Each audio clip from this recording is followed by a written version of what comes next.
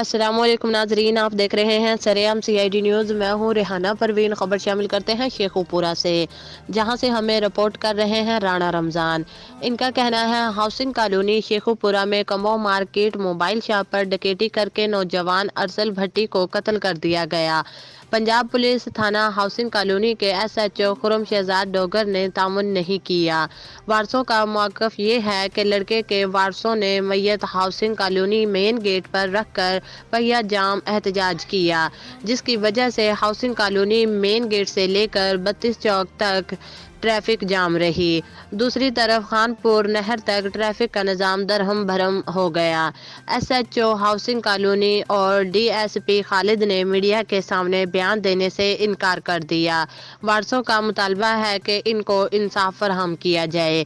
مزید جاننے کے لیے دیکھتے رہیے سرعام CID نیوز۔